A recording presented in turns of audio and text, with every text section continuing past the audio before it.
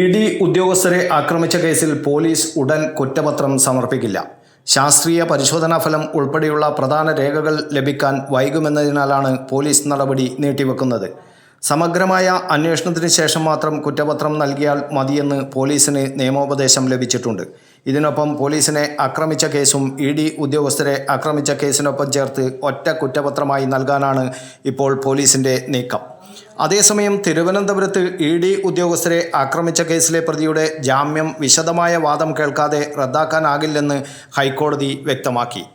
കേസിൽ ജാമ്യം ലഭിച്ച 9ാം പ്രതി ഹരീഷ് കുമാറിന് കോടതി നോട്ടീസ് അയച്ചിട്ടുണ്ട്. 27 ദിവസം കസ്റ്റഡിയിലുണ്ടായിട്ടും 9ാം പ്രതിയെ എന്തുകൊണ്ട് പോലീസ് കസ്റ്റഡിയിൽ ആവശ്യപ്പെട്ടില്ലെന്ന് സർക്കാരിനോട് ഹൈക്കോടതി ചോദിച്ചു. മുൻപ് പബ്ലിക് പ്രോസിക്യൂട്ടറായിരുന്ന അഡ്വക്കേറ്റ് ഗീനാകുമാരി ഒത്തുകളിച്ചെന്ന ആരോപണമുണ്ടെങ്കിൽ സർക്കാരിന് അവർക്കെതിരെ നടപടിയെടുക്കാം.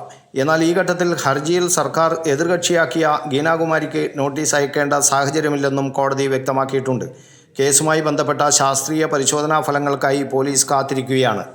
News bureau, Kannur media.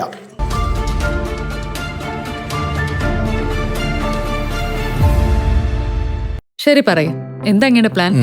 Kitchen വർക്സും interior വർക്സും നമുക്ക് നല്ലൊരു ടീമിനെ ഏൽപ്പിക്കണം. പിന്നെ ഫർണിച്ചർ സുനിതയിൽ എടുക്കാം.